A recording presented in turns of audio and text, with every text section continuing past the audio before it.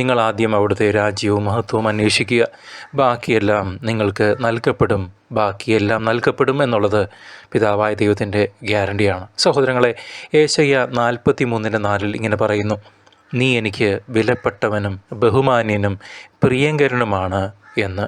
എന്നിട്ടും നാം കണ്ണാടിയിൽ നോക്കുമ്പോൾ നമ്മുടെ ബുദ്ധി നമ്മോട് പറയുന്നില്ലേ, നിൻ്റെ നിറം കറുപ്പാണ്, നിൻ്റെ മുഖം ശരിയല്ല, നിൻ്റെ കണ്ണ് ശരിയല്ല, നിനക്ക് സൗന്ദര്യമില്ല, അവിടെ ഒരു കാക്കപ്പുള്ളിയുണ്ട്, നിനക്ക് കഴിവില്ല, നിനക്ക് അറിവില്ല, നിൻ്റെ അവയവങ്ങൾ ഇങ്ങനെയാണ്, നിൻ്റെ മൂക്കെന്താ ഇങ്ങനെ ഇരിക്കുന്നത് എന്നൊക്കെ.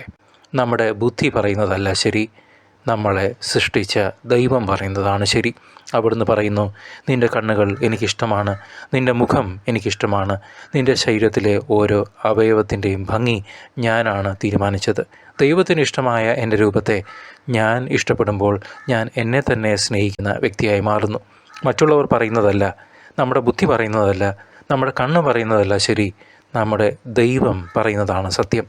ദൈവം പറയുന്ന ഉറപ്പ് നമ്മുടെ ഹൃദയത്തിലുണ്ടെങ്കിൽ നമ്മുടെ ശരീരത്തിലെ ഓരോ അവയവത്തെയും വിശുദ്ധിയോടെ കൈകാര്യം ചെയ്യാൻ നമുക്ക് സാധിക്കും. അപ്പോൾ നമ്മുടെ കുടുംബം തകർച്ചയിൽ നിന്നും ഉയർച്ചയിലേക്ക് വരും. നിൻ്റെ പരാജയം വിജയമായി മാറും. നിൻ്റെ മക്കൾ അനുഗ്രഹിക്കപ്പെടും. നീയും നിൻ്റെ കുടുംബവും രക്ഷ പ്രാപിക്കും. വിശുദ്ധമായവ വിശുദ്ധിയോടെ ചെയ്യുന്നവർ വിശുദ്ധരാകും എന്ന് ജ്ഞാനത്തിൻ്റെ പുസ്തകം 6-ാം അധ്യായം 10-ാം തിരുവചനത്തിൽ പറയുന്നു. നമ്മെ ഓരോരുത്തരെയും ദൈവം വിളിച്ചിരിക്കുന്നത് പരിപൂർണതയിലേക്കാണ്, വിശുദ്ധിയിലേക്കാണ്. Towards perfection. Be holy as I am എന്നാണ് പിതാവായ ദൈവം നമ്മോട് അരുളി ചെയ്യുന്നത്. അതിനാൽ നാവിനെയും സംസാരത്തെയും കേൾവിയെയും ശ്രദ്ധിക്കണമെന്ന് ദൈവത്തിൻ്റെ വചനം നമ്മെ ഓർമ്മിപ്പിക്കുന്നു. എന്തുകൊണ്ടാണ് നമ്മുടെ കഷ്ടതകൾ മാറാത്തത്? എന്തുകൊണ്ടാണ് നമ്മുടെ രോഗം സുഖപ്പെടാത്തത്? എന്തുകൊണ്ടാണ് നമ്മുടെ പരാജയം? എന്തുകൊണ്ടാണ് നമുക്ക് ജോലി ശരിയാകാത്തത്? എന്തുകൊണ്ടാണ് എനിക്ക് ഫോക്കസ് ചെയ്യാൻ പറ്റാത്തത്? എന്തുകൊണ്ടാണ് എനിക്ക് വീസ കിട്ടാത്തത്? എന്തുകൊണ്ടാണ് എൻ്റെ പഠിത്തം ശരിയാവാത്തത്?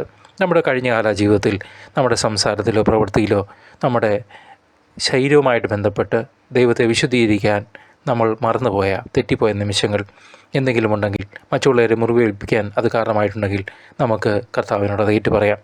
അത് കുമ്പസാരക്കൂട്ടിൽ പിതാവായ ദൈവം നമ്മളോട് ക്ഷമിക്കും.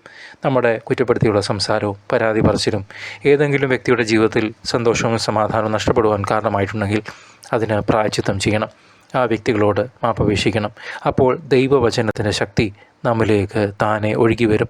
നമ്മുടെ ജീവിതത്തിൽ വന്നുപോയ ബന്ധ തകർച്ചകൾ, നമ്മുടെ വ്യക്തിപരമായ തകർച്ചകൾ പുനഃസ്ഥാപിക്കാൻ ദൈവത്തിൻ്റെ കൃപ സമൃദ്ധമായി നമ്മിലേക്ക് ഈ നിമിഷം